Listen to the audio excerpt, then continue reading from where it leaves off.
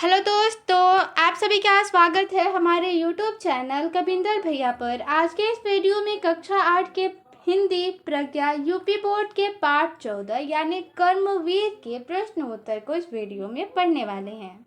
तो देखिए, दिया है कुछ करने को। इसमें पहला है प्रश्न, इस कविता में कवि ने जीवन संघर्ष में लगे रहने की प्रेरणा दी है। इसी भाव की अन्य कविताओं का संकलन कीजिए।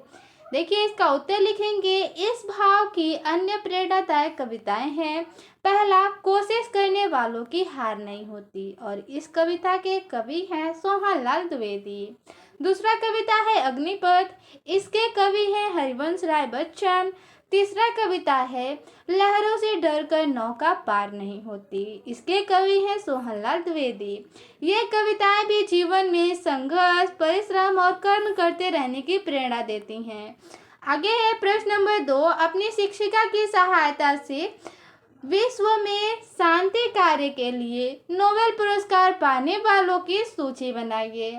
देखिए, इसका उत्तर लिखेंगे। विश्व में शांति कार्य के लिए नोबेल शांति पुरस्कार पाने वाले कुछ प्रमुख व्यक्तियों के नाम हैं। पहला, मदर टेरेसा। दूसरा, कैलाश सत्यार्थी। तीसरा, मलाला यूसुफजई और नेल्सन मंडेला।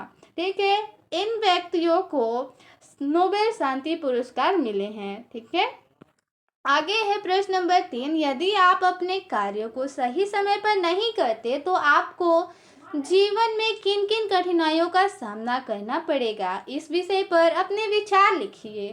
तो देखिए, इसका उत्तर लिख सकते हैं। यदि हम अपने कार्य सही समय पर नहीं करते हैं तो हमें अनेक कठिनाइयों का सामना करना पड़ता है। समय पर काम न करने से पढ़ाई, परीक्षा और अन्य कार्य प्रभावित होते हैं। इससे सफलता मिलने में देर होती है और दूसरों का विश्वास भी कम हो सकता है। इसलिए हमें हर कार्य समय पर और पूरी मेहनत से करना चाहिए। आगे विचार और कल्पना से पहला प्रश्न है, जीवन में किसी कार्य की सफलता के लिए क्या क्या आवश्यक है।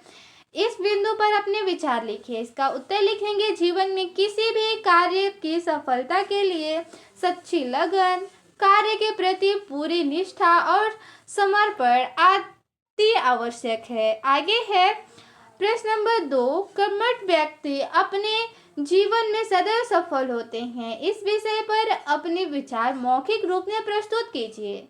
इसका उत्तर लिखेंगे।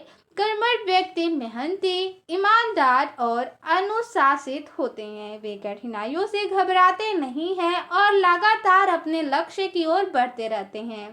अपने परिश्रम और लगन के कारण वे जीवन में सफलता प्राप्त करते हैं। इसलिए हमें भी कर्मठ बनकर अपने सभी कार्य पूरे मन से करने चाहिए।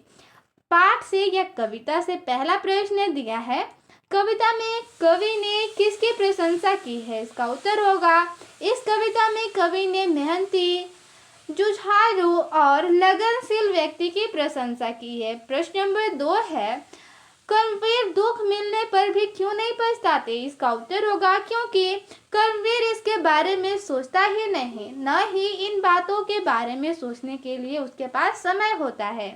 उसका पूरा ध्यान अपने काम पर और उसकी नज़र अपनी मंजिल पर होती है। प्रश्न नंबर 3 है, सब जगह सब काल में फूलने फलने से कवि का क्या तात्पर्य है। इसका उत्तर होगा, कवि का तात्पर्य यह है कि कर्मवीर या कर्मठ व्यक्ति हर समय और हर स्थान पर सफलता प्राप्त करता है।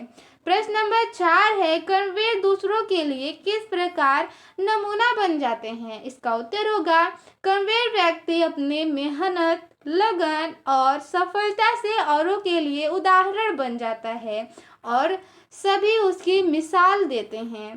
प्रश्न नंबर 5 है, निम्नलिखित पंक्तियों का आशय स्पष्ट कीजिए। इसमें क नंबर पंक्ति है, र भरोसे भाग्य के दुख भोग पछताते नहीं। इसका आशय स्पष्ट करना है। तो देखिए, लिखेंगे। प्रस्तुत पंक्ति में कवि का आशय यह है कि कर्मवीर व्यक्ति भाग्य के भरोसे कभी नहीं बैठते और न ही कभी उन्हें दुख होता है और न ही वे कभी असफल होते हैं और न ही कभी पछताते हैं। अगला पंक्ति है, काम करने की जगह बातें बनाते नहीं।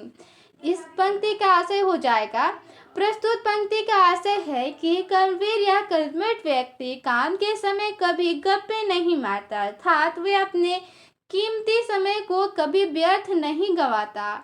इसके लिए हर क्षण कीमती होता है और वह समय के हर क्षण का सदुपयोग करता है। भाषा की बात से पहला प्रश्न है, दिए गए शब्द स्त्रीलिंग है या पुल्लिंग। यहाँ पे शब्द दिया गया है चित्र, चित्र पुल्लिंग है।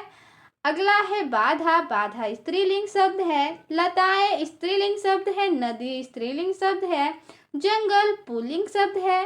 बात स्त्रीलिंग शब्द है।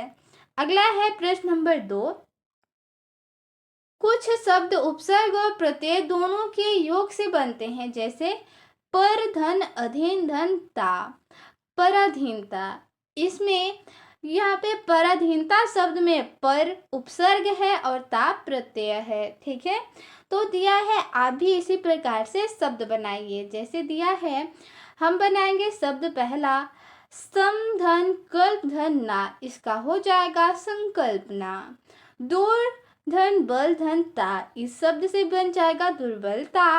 अधन विश्वसनीय धन ता, यहाँ पे विश्वसनीय शब्द में उपसर्ग लगा है अ और प्रत्यय लगा है ता, इसका हो जाएगा अविश्वसनीयता। अगला शब्द है अधन संबद्ध धन ता, इसका हो जाएगा असंबद्धता।